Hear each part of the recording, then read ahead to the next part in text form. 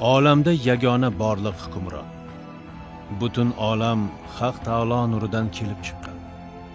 Haq Taolo tinimsiz ravishda o'z tajalli nuri bilan yagona borliqni harakatlantirib turadi va nurning so'nggi nuqtasi inson ko'nglidir. Bu sof haqiqatni teran anglab yetadigan oriflarni yetkazish yo'lida umrini baxshida qilgan insoniyat tarixi sivilizatsiyasining daholaridan biri. Islom tafakkuri tarixida muhim o'rin tutgan. Oliy ta'limoti naql va aql birlashishiga asoslangan yetuk alloma Imom Abu Mansur Moturidiy asrlar davomida islom olamining buyuk mutafakkiri sifatida e'tirof etiladi. Ko'p asrlar davomida musulmon olamida aqida bobida Imom Moturidiy uning shogird va izdoshlari yozib qoldirgan qimmatli asarlarga tayanib ish ko'radilar. Imom Moturidiy rahmatullohi alayh Moturidiylik ta'limotini asoschisi sifatida bizgacha yetib kelgan mashhur olim hisoblanadi. Moturidiy rahmatullohi alayhni o'zini hayoti, ijodi va u kishini oilasi haqida ma'lumotlar manbalarda juda kam uchraydi. Lekin qo'limizdagi olimga mansub bo'lgan Tavilotul Qur'on va Kitobut Tavhid asari asosida olim haqida turli ma'lumotlarni olishimiz mumkin. Jumladan Imom Moturidiy aynan Mavron Nahr diyorida shakllangan Dorul Iyodiyya va Dorul Juzjoniya maktablarida ta'lim tahsil olib, o'z davrini atoqli olimlardan biriga aylangan. U kishining ustozlari Nusayr ibn Yahyo va Iyodiyni qo'l ostida juda ko'plab olimlar yetishib chiqqanlar. O'z davrini mashhur olimi bo'lgan Abul Mo'in Nasafiy o'zini Tafsiratul Adilla asarida aytadiki, aynan Imom Moturidiy yashagan davrda Moturidiy bilan bir qatorda 40 dan ziyod aynan Moturidiydaqa katta zabardast olimlar bo'lgan. Lekin Allohning inoyati, fazli bilan Imom Moturidiy aynan bugungi kungacha Moturidiylik ta'limotini kurtaklarini eng asosiy negizini yaratib bergan olim sifatida gavdalandi. Manbalarda Imom Moturidiy zohid, rabboniy olim deb vasf etilishi ilmda uning yuqori martabaga chiqqanini anglatadi. Dinning 3 asosidan birinchisi bo'lgan islom sharhlandi va o'zida oyat va hadislar hukmi, sahoba va tobiinlar fatvolarini jamlagan ulkan ilmga aylandi. Dinning ushbu birinchi o'zagi yoki ruknini yetkazishga sahoba va tobiinlardan tarkib topgan ko'plab olimlar ixtisoslashdilar. Bular qatorida Zayd ibn Sobit, Muoz ibn Jabal va boshqalar bor edi. Ulardan keyin esa barchamizga tanish bo'lgan 4 imom: Imom Abu Hanifa, Imom Malik, Imom Shofiy, Imom Ahmad ibn Hanballar yetishdi. Oradan vaqt o'tib, musulmon olimlar ichida 2 ulug' imom paydo bo'ldi. Ulardan biri Imom Abu Mansur al-Moturidiy, ikkinchisi Abul Hasan al-Ash'ari edi. Ular iymon va aql rukni kabi ilmlarni meros qilib oldilar. Aqida yo'nalishida shu 2 imom ta'limoti shakllandi. Fiqh bobida esa 4 ta mazhab yuzaga keldi.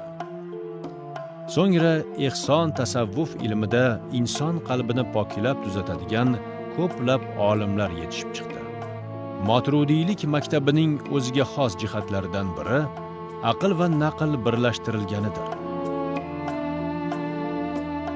Qur'on oyatlarini, hadisi shariflarni teran, aniq tushunish uchun aqlni ishga solish, yaxshi mulohaza qilish, teran fikrlash kerakligi ma'nosida tushuniladi.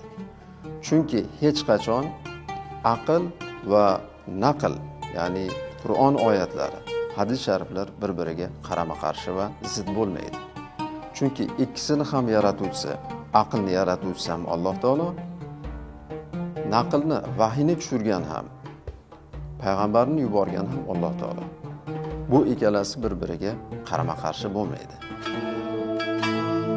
Imom Moturidiy allomalar orasida Qur'oni Karim va hadisni tushunishda g'uluvga ketmagani, ya'ni chuqurlashib ketmagani, mo'tadillikni saqlagani bilan farqlanib turadi. Imom Motrudiy musulmon ummatining ulug'lari sahobalardan. Sahobalar esa payg'ambar alayhissalomdan qabul qilib olgan to'g'ri sof aqidani bayon qilib bergan. Imom Motrudiy maktabi vasatiylik, ya'ni o'rtamiyonalik va mo'tadillik maktabi hisoblanadi. Motrudiylik yangi paydo bo'lib qolgan zamonaviy maktab emas. Uning ildizi musulmonlarning qadim tarixiga borib taqaladi. O'tmishda ko'plab islom ulamolari shu yo'lni, ya'ni Savodul Azam yo'lini tutishgan. Imom Moturidiy ham mufassir, ham faqih, ham aqida ilmini bilimdoni hisoblangan. Imom Moturidiyni hayotiga nazar soladigan bo'lsak, u insonni fanni turli sohalariga doir kitoblari bo'lgan. Afsuski, bizni qo'limizga faqatgina tafsir faniga yozgan Tavilotul Qur'on asari bilan va aqida faniga yozgan Kitobut Tavhid asari yetib kelgan. Lekin ma'lumki, Imom Moturidiy yashagan davrda juda ko'plab bid'atchi toifalar bo'lgan va dinni bugungi kunda qay darajada buzishga harakat qilayotgan oqimlar bo'lsa, Imom Moturidiy yashagan davrda ham islom dini ichidan ham islom diniga mansub bo'lmagan turli xildagi oqimlar bu Mavro Nahr diyorida buyuk Ipak yo'li orqali Samarqandda avj olgan edi. Aynan bunday ta'limotlarga, bunday yo'nalishlarga Imom Moturidiy keskin raddiyalarni berish orqali u kishi shuhrat qozondi. Aynan Imom Moturidiy yashagan davriga nazar soladigan bo'lsak, u yerda mulhidlik yoki bo'lmasa ateizm yoki bo'lmasa deizm va shu bilan bir qatorda islom dinidagi mu'tazililik, jahmiylik yoki mujassima, mushabbiha kabi turli xildagi oqimlar bo'lgan.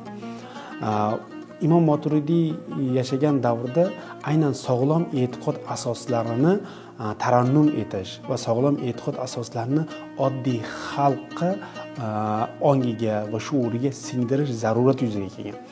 Va Imom Moturidiy ana shunday mas'uliyatli vazifani zimmasiga olib, payg'ambarimizgacha yetib boradigan silsilani aynan o'z zamonasi tilida, ravon tilda bayon qilib bergan. Bugungi kunda islom olamining aksariyat mintaqalarida Moturudiylik ta'limoti o'rta va oliy diniy o'quv yurtlarida mustaqil fan sifatida o'qitib kelinadi. Yevropa va Turkiya olimlari tomonidan kalom ilmi tarixiga oid ko'plab tadqiqotlar amalga oshirib kelinadi. 2000-yilda nemis sharqshunosi Ulrich Rudolfning Abu Mansur Motrudiy ilmiy merosiga oid tadqiqoti rus va o'zbek tiliga tarjima qilingani allomaning ilmiy merosiga bo'lgan qiziqishni yanada oshirdi. Imom Moturidiyni ustozlari silsilasiga qaraydigan bo'lsak, u kishi aynan Juzjoniy va Iyodiy va Nusayr ibn Yahyo Balxiy ustozlari orqali Abu Hanifaga, Abu Hanifa esa Ibrohim Naxai orqali Abdulloh ibn Mas'udga, Abdulloh ibn Mas'ud orqali esa payg'ambarimiz sollallohu alayhi vasallamga silsila borib taqaladi. Bu kishining shaxsiyatiga kirib borar ekanmiz.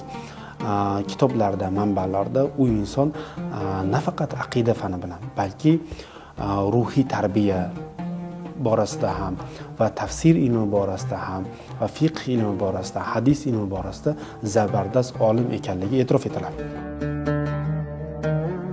Abu Mansur al-Moturudiyning shogirdi Abul Muin Nasafiy uni shunday ta'riflaydi. U ummat rozi bo'lgan va ular orasida maqtalgan kishi edi. Uning yuksakligi va ulug'ligi qalblarga o'rnashgan edi. Kalom, fiqh, Qur'on ta'vili, ma'rifat va muomalat ilmlarini mukammal bilgan va mazkur ilmlarda yuksak cho'qqilarni zabt qilgan olim edi. Abul Muin Nasafiy o'zini Tafsirotul Adilla asarida Imom Moturidiyga ta'rif berib aytadiki, u inson sunnatni tiriltiruvchi va bid'at xurofotni tak tomir bilan qo'porib tashlovchi, ummatni g'ami bilan yashovchi, jamiyatni g'ami bilan yashovchi olim, rabboniy inson bo'lganlar deb e'tirof etadilar.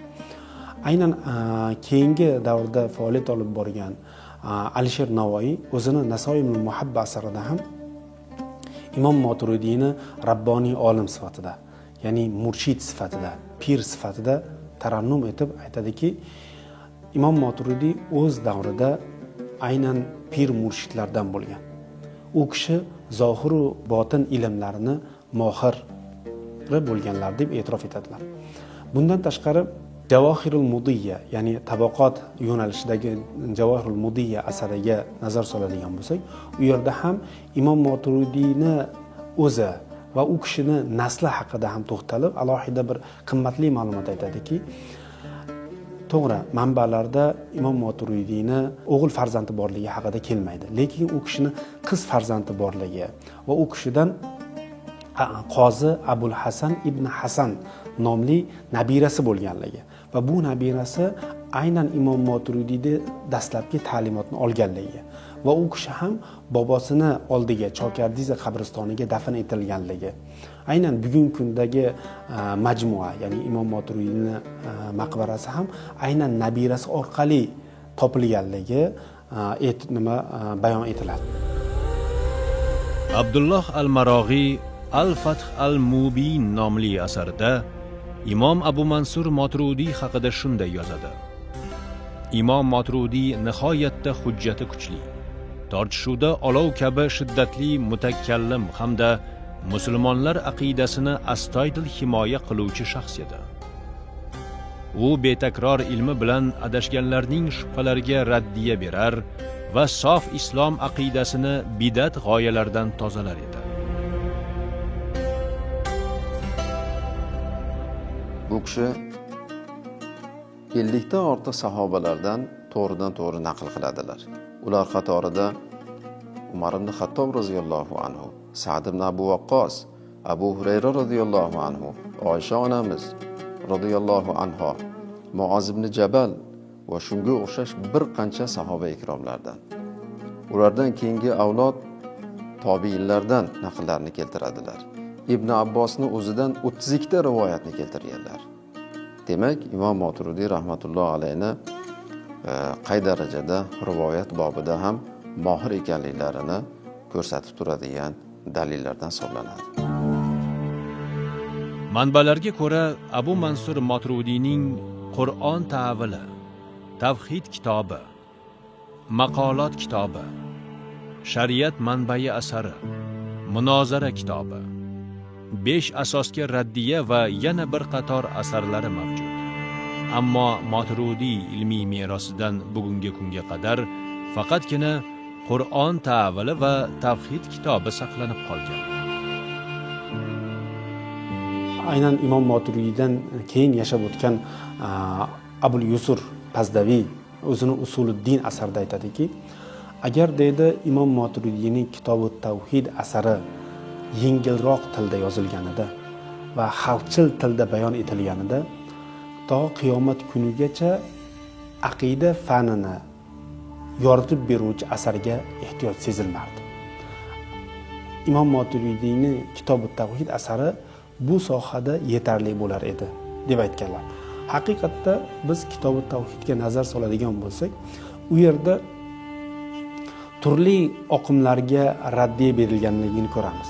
Lekin eng qizig'i, eng ahamiyatlisi ana shu oqimlarning faoliyati bugungi kungacha ham davom etib kelyapti. Endi zamonaviy ko'rinishda davom etib kelyapti. Lekin bu zamonaviy oqimlarning xarakterlari, tarixiy ildizlari Moturidiy yashagan davrdagi oqimlardagi unsurlar bilan, aqidaviy yo'nalishlari bilan, ta'limotlari bilan bog'liq. Shu jihatdan Imom Moturidiyning Kitobi Tavhid asari ardoqlanadi va undagi ma'lumotlar bugungi kunda Moturidiylik ta'limotida faoliyat olib borayotgan mutaxassislarga, ashariylik ta'limotida faoliyat olib borayotgan mutaxassislarga juda ahamiyatli, qiziq hisoblanadi. Chunki Tafsiratul Adilla asarining muallifi Abul Mo'in Nasafiy o'zini Tafsiratul Adilla asarini oxirlarida aynan rahbarlik masalasini bayon qilayotganda, shu yerda bir nozik masalani bayon qilib aytadiki, Imom Moturidiy deydi, rahbarlik masalasida butun islom olami mutafakkirlari ko'tarmagan bir qaltis masalani ko'taradi deydi. Va bu rahbarlik masalasida deydi, juda chiroyli yechimni o'rtaga qo'yib beradi deydi. Va bu yechim hali hanuzgacha va keyingi avlodlariga zamin va o'ylashlari, tafakkur yurishlari uchun bir chiroyli yechim taqdim qilinadi deydi. Qanday yechim u desa, Imom Moturidiygacha deydi, rahbarlik masalasi faqat Qurayshlardan bo'lsin deydi.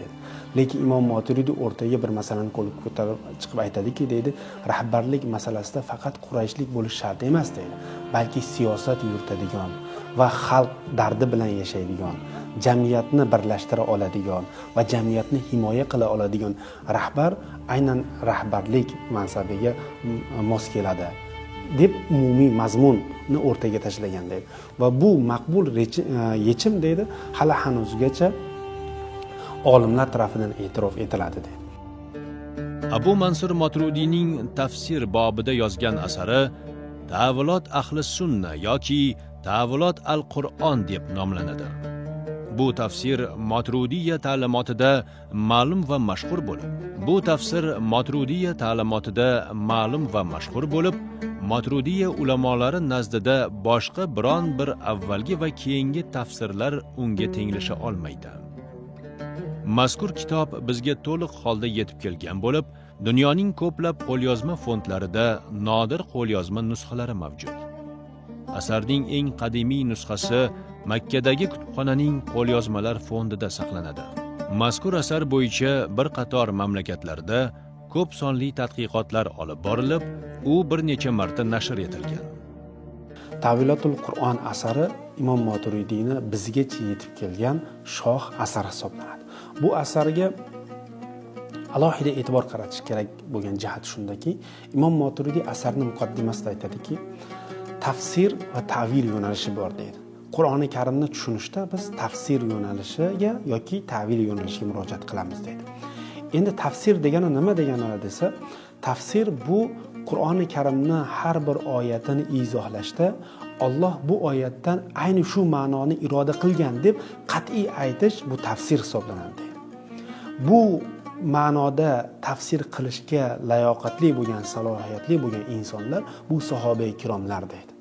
Undan keyingi tabaqada faoliyat olib borgan tobiinlar deymizmi, taba tobiinlar deymizmi va keyingi olimlar deymizmi, ular hech qachon bir oyat borasida Alloh taolo bu oyatdan ayni shu ma'noni ko'zlagan deb qat'iy ayta olmaydi deydi. Nega desa, chunki ular Rasulullohga vahiy tushayotgan vaqtda jonlik holatda ishtirok etishmagan deydi. Sahoba-i kiromlar esa har bir oyat nozil qilinayotgan davrda payg'ambarimizni yon atrofida bo'lganlar va payg'ambarimiz izohlab berayotganda, tafsir qilib berayotganda o'z quloqlari bilan eshitishgan. Shuning uchun ular oyatni tafsir qilishga salohiyatli insonlar hisoblanadi. Keyingi avlod esa deydi, Qur'oni Karimni tafsir qilishga salohiyatsiz deydilar. Balki ta'vil qiladi deydi. Ta'vil bu nima desa, ta'vil shuki Alloh taolo bu oyatdan bu ma'noni iroda qilgan bo'lishi mumkin. Ehtimol bu ma'noni iroda qilgan bo'lishi mumkin deb har bir oyat borasida ehtimolli talqinlarni o'rtaga tashlaydi. Bu ta'vil yo'nalishi deydi. Biz bayon qilmoqchi bo'lgan uslub ham ushbu kitobimizda ta'vil yo'nalishini tanladik. Tafsir yo'nalishini emas deydi. Shuning uchun har bir oyatni sharhlayotganimizda bu oyat bu ma'noni anglatishi mumkin. Bunga dalil manba hadis. Bu oyat yana bu ma'noni anglatishi ham mumkin. Bunga dalil manba oyat deb biz bir necha talqinlarni har bir oyat ostida qo'yib ketganmiz deydi. Bundan bilingki, biz jazm qilmaymiz. Alloh bu oyatdan bu ma'noni iroda qilgan deb. Agar biz jazm bilan gapiradigan bo'lsak, unda havoi nafs, fikr orqali tafsir qilishga Rasululloh va'idlarni belgilab berganlar. Ya'ni kim Qur'onni o'z fikri bilan, o'z ra'yi bilan tafsir qiladigan bo'lsa, uni joyi do'zaxdir degan ma'nodagi hadislar bor deydi. Shuning uchun biz o'z fikrimiz bilan sharhlashdan yiroqmiz. Balki ehtimolli ma'nolarni aytamiz va bu ehtimolli ma'nolarga ham asos keltiramiz, yoki oyatdan yoki hadisdan deydilar. Aynan bu fikr Imom Moturidiy Qur'oni Karimni tafsir qilishda, ta'vil qilishda, bayon qilishda o'z fikriga asoslanmaganligi, balki Qur'on va hadis, sahoba ikromlarning bayonlari, tafsirlari, izohlaridan tashqariga chiqmaganliklarini ko'rsatadi. Inson shar'iy ilmlar, psixologiya, sotsiologiya, antropologiya singari ijtimoiy fanlar yoki tabiiy ilmlar, xususan tibbiyot, handasa, falakiyotshunoslikni o'rganishidan qat'iy nazar, agar fanlarga islom nuqtai nazaridan yondoshgan holda ma'rifat nazariyasini o'rganadigan bo'lsa, ushbu ilmlarga doir ko'plab yangi kashfiyotlar qilishi mumkin. Nega? Chunki jamiki fanlarning ildizi ma'rifat nazariyasiga borib taqaladi.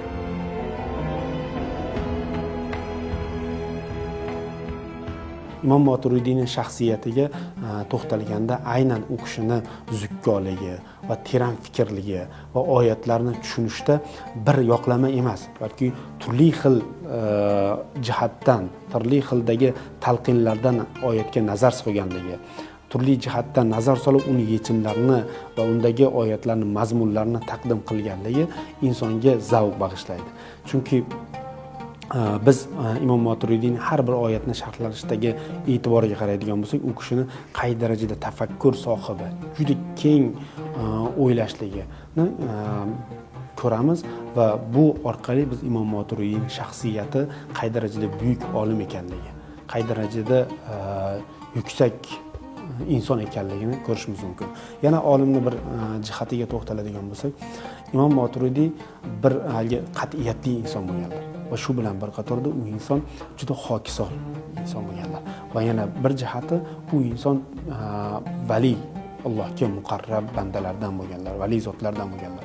Shuning uchun ham ayrim manbalarda u kishini tasavvuf pirlardan bo'lganliklari va o'zini masalan Tavilotul Qur'on, ahli sunna asarlarida yoki Tavilotul Qur'on ham deb ataymiz bu asarni, aynan tasavvufiy oyatlarda u kishini bir ajoyib ruhiy tarbiyaga doir ma'lumotlarni keltirish mumkin. Ya'ni ruhni poklash, ruhni sog'lomlashtirishga doir ma'lumotlari aynan u insonni tasavvuf sohasidan juda katta ishlarni qilganliklarini ko'rsatadi. Umuman olib qaraganda Imom Moturidiy o'z davrida ahli sunna va jamoani e'tiqodini soflab bergan, tozalab bergan, turli xil bid'atchi toifalarga qarshi matonat bilan turib bergan shaxs hisoblanadi. Aynan 9-asr manzarasi shundan iborat bo'lganki, biz bugungi kunda Hanafiy mazhabi deb aytayotgan shu mazhabimiz 9-asrda juda ko'plab hujumlarga uchragan. Aqidaviy jihatdan, fiqhiy jihatdan. Ana shu davrda aqidaviy jihatdan ummat oldida turgan juda katta muammoni va ummatni parokandaga yuz tutib bo'linib ketish xavfi bo'lganda, aynan Mavron Nahr diyoridan bu inson chiqib, Mavron Nahrdagi musulmonlarni birlashtirib bera olgan ahli sunna va jamoa negizida. Bu jarayon bilan hamohang arab o'lkalarida ham tafriqalanish, bo'linish ketgan. U yerda Ash'ariylik ta'limoti imomi Bag'dodda o'z faoliyatini olib borib, Imom Moturidiy bilan hamohang ravishda u yerda isloh ishlarini olib borgan va ahli sunna va jamoani o'zini ta'limoti negizida birlashtirgan. Shuning uchun ham bu ikkita ta'limotni ahli sunna va jamoa ta'limoti deb bugungi kunda e'tirof etiladi va olimlar ham butun dunyoda shunday jar solishadiki, Moturidiylik ta'limoti aynan insonlarni sog'lom fikrlashga undovchi ta'limot hisoblanadi deyishadi. Va yurtimizda 2020-yilda Imom Moturidiyga bag'ishlangan konferensiyada ham butun dunyo ulamolaridan juda ko'plab insonlar kelgan, butun olimlar, muftiylar, shayxlar kelganda ham ular aytganki, aynan Moturidiylik ta'limoti atrofida insonlarni jipslashtirish kerak. Chunki bu sog'lom e'tiqod va shu bilan bir qatorda turli bid'atchi toifalardan xalqni himoya qilishda eng asosiy vazifani bajarib beradigan ta'limot hisoblanadi deyishgan. Va ana shunda Imom Moturidiy Xalqaro ilmiy tadqiqot markazi ochilish zaruratini o'rtaga tashlashgan edi. Ana shu zarurat yuzasidan ushbu markaz ochildi va markaz doirasida bu sohada juda ko'plab ishlar qilindi va Moturidiyning shaxsiyati sekin astalik bilan asarlar negizida ochib borilyapti. va imom Moturidiyni shaxsiyatini qancha o'rgangan sarimiz bu insonni ilmiy potensiali, bu insonni aynan ummatni birlashtirish yo'lida, jamiyatni birlashtirish yo'lida va turli adashgan toifalarga qarshi keskin raddiyalarini o'qib o'rganib bu insonni shaxsiyatini ochib bormoqdamiz. Agar biz musulmonlar ma'rifat nazariyasini Moturidiy o'z asarlarida yozib qoldirgan Qur'oni Karim va hadisdan keltirilgan dalillarga muvofiq holda o'rganadigan bo'lsak, tibbiyot, handasa, falakiyotshunoslik, psixologiya, sotsiologiya va boshqa jamiki fanlarga qayta nazar solgan holda ilm fanda qayta va yuksak darajada rivojlanishimiz, bir vaqtlar bo'lganidek yana dunyoning peshqadam ummatiga aylanishimiz mumkin.